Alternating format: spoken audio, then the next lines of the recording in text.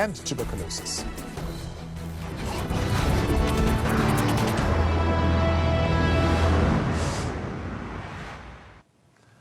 And good to have you with us tonight here on the Newzfeed Late Night. We continue now with your reporting, and we turn our attention to the pandemic. Can employers institute disciplinary measures or even dismiss an employee who flouts COVID-19 regulations outside of work? Well, Senior Legal Advisor of Strata-G Labour Solutions, Justin Hattingh, believes so, and he joins us to unpack this. Justin, good evening, and thank you very much for your time tonight. Can my employer, in simple terms, fire me for attending a funeral, which is viewed under the regulations as a super spreader?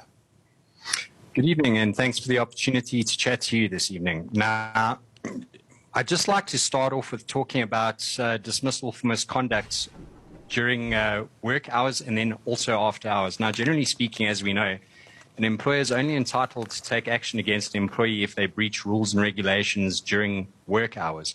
However, there are certain times when off-duty misconduct, as it is known, may then give rise to situations where an employer may take disciplinary action against that employee. Now, those particular instances would be when the employee does something which actually impacts on the employment relationship materially and might then affect, say, the profitability, efficiency, or even the operations of a business negatively. Now, going on to the issue of COVID-19, as we know, there are a lot of regulations that have been put in place by national government to contain the spread and to ensure that there is, proper guidelines and people are keeping themselves healthy and not exposing themselves unnecessarily to the pandemic.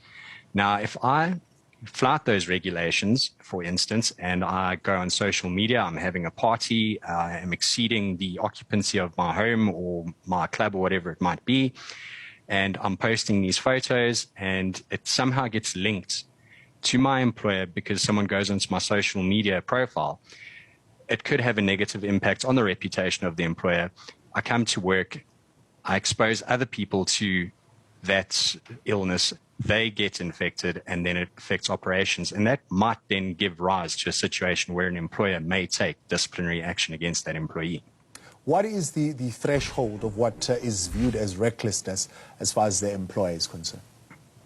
So in as far as recklessness, I mean, we all know that we need to make sure we at least wear our mask, keep our social distance, and that we are sanitizing. So if I completely decide that now I'm not going to follow those regulations, I'm not going to wear my mask, I'm going to basically not keep my distance from anyone, I know what the consequences of that would be. I know people could be infected, become ill, possibly in very serious cases even die, and I still go ahead and act in that manner. That would be considered so negligent that it's actually reckless. The Occupational and Health Safety Act, though, puts onus really on the employer to ensure that the place of work is safe. Now, under the COVID-19 regulations, the Department of Labour, if I remember well in the conversation that I had as we were opening up with them, put the onus on the employer, for example, to test and ensure that the employer answers a questionnaire that would then indicate where they've been and who they've had contact with and so on and so forth, so that then they can make the determination of whether or not it is safe to bring the employer into the place of employment. Now, if that process was followed and I am in a place of employment and I was cleared by those processes and it so does happen that a picture of me appears and I was in a gathering of some sort, what are the implications there? So, as we know, the Occupational Health and Safety Act does place a duty on employers to make sure that they provide a safe and healthy working environment. However, there's also a converse duty on employees then to make sure that they actually comply with regulations and then also make sure that they are truthful in their reporting when they come to work. It could so happen that someone is not sure where they were infected, but then when it comes out that, as we were just speaking about on social media, this person was at a party, not adhering to regulations, and then subsequently there's an outbreak, on a balance of probabilities, you could probably then say, well, okay, this person, they put themselves in a position that, was not safe. They then subsequently become infected. They come to work. They might have been cleared, but as we know, it has an incubation period, and then they subsequently test positive. Suppose on a balance of probabilities, it would seem then that that employee was the root cause of that super spreader event, and then you could likely take action. But once again, being able to take action against an employee presupposes that you have proper policies in place, that employees know what constitutes misconduct, they're aware of it, and then if they still continue to contravene that, then you'd be able to take action. That is very important, isn't it, Justin? So you're saying, firstly, there has to be a policy in place. Secondly, the policy has got to be communicated to the employees, and I suppose there needs to be a degree of certainty that they understand what the policy actually means. Absolutely. As I was saying before, the Labour Relations Act and the Codes of Good Practice require that for something to be substantively fair, so the reason for any sort of disciplinary action requires employees to at least know what the rule is. There needs to be a rule in place, and it must be reasonable. I mean, I don't think we can disagree that it's reasonable for employees to make sure that they adhere to COVID regulations and that they ensure that they do their part in ensuring a safe and healthy working environment. Because let's think about it. If someone is ill, not only does it affect them, they go to work, they infect other people then might need to take time off, they might need to be hospitalized, and that could end up affecting their earnings, their livelihoods, and ultimately the business might have to shut down for a day or two in order to do a deep clean, which then affects the business as a whole. Yeah. In your language, I suppose they would ask, is it a dismissible offense? And what makes it a dismissible offense? Because I suppose disciplinary processes can be a warning, can be a written warning, a verbal warning, and so forth and so forth. So does this constitute a dismissible offense? So if we look at it, I mean, every dismissible offense or every offense which results in dismissal is weighed on its own merits. So we need to see, okay, what was the contravention? How serious was it? And ultimately, does it justify dismissal? Is it reasonable? So if we look back at the COVID-19 regulations, this is basically a national law. You could be contravening a national law, which could be a criminal offense. On the one hand, also, you're contravening a workplace policy, a workplace rule, which is put in place to ensure the safety of people's lives and livelihoods. And if you do not follow that rule, and it ends up costing someone their life, it ends up creating serious illness and severely halting the operations of a business and causing financial loss, you could then possibly argue that that is extremely serious, and then you'd be able to then dismiss an employee in that instance. However, if someone is just caught maybe walking from their desk to the bathroom, they forget to wear their mask, that is less serious, and it might have been a lapse in memory, in judgment, or whatever it might be, and then you could possibly then, in that instance, give them a warning. Yeah. Can they be disciplined to the extent of, for example, unpaid leave, where it now begins to affect them economically? And this is a question that has come up before, to say, well, should my employer find out that probably I could have been exposed? Can they say, well, you'll go on unpaid leave because I just can't take the risk?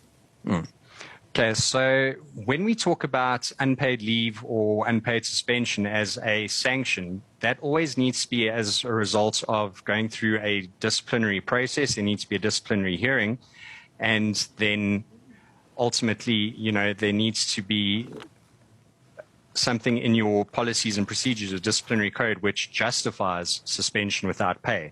Now, that is when someone breaks a rule, and you can't just off the bat decide, well, okay, I'm going to tell this person they need to sit at home and be without pay for a couple of days because they didn't follow my policies. But now if someone is exposed and they're unable to work as a result of having to self-isolate, then we need to also draw a distinction between, is a person able to still work from home? Then in the ordinary course of events, they would do their job, they would perform their duties, they'd still be remunerated accordingly. Only in the event where, they are then not able to work from home, they've been exposed, but they haven't been booked off, they haven't been tested positive, and they haven't been determined to be incapacitated, then would it be unpaid leave. But in the event that a doctor has determined, okay, they are ill, they can't work because of COVID, then it would be treated as sick leave. So there are different permutations that could arise in that circumstance. Now, Justin, something related, but not to do with disciplinary processes, but maybe to do with the vaccine when they do become available. Can employees demand that their employers actually procure the vaccines for them, for the safety of the work environment? Sure. This is becoming increasingly controversial these days, the issue of vaccines and whether an employer can force someone to do that. Now, at the outset, what I need to point out is that no employee can be forced to undergo any form of medical procedure, medical testing, or whatever it might be. A vaccine would fall under that. However, if an employer implements a policy, a pandemic policy, as we've alluded to earlier, and that requires people to go for a vaccine, to produce a certificate showing that they have procured that vaccine in order to be able to enter the workplace, and an employee unreasonably refuses to follow that, it might so be then that an employer could take disciplinary action. But once again, we need to talk about what is reasonable. So is there a medical reason why the person is unable to take that vaccine or refuses to take it? Is there a religious reason?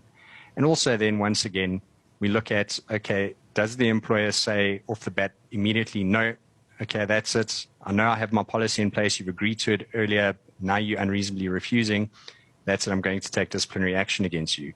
We also then look, can the employer accommodate this person? Because they might have certain, as I said, religious beliefs or medical reasons why they can't take the vaccine. Can they be put in an office where they are isolated from everyone and still perform their duties, or could they work from home? So once again, we weigh it up. We look at, is there a pandemic policy in place that asks for it? Is there a good reason for having the requirement that a vaccine certificate is produced in order to get to work? And if we answer yes to all of those, and an employee unreasonably refuses, despite earlier agreeing to the terms and conditions of employment, it could so be then that they could be disciplined for breach of contract and gross insubordination. Yeah, but my question also went the other way around. Can the employees themselves, for example, demand that their employer procure vaccines on their behalf? I suppose that question would really depend on what kind of environment does the business operate in. So if it is client-facing, if it is a public business like a restaurant where you have a lot of foot traffic and you are exposed to a lot of risk, it could so be that it would be a reasonable demand from employees, because at the end of the day, an employer would have a genuine interest in making sure that their employees are protected from the pandemic. So it once again depends on reasonableness and also what is the employer willing to do.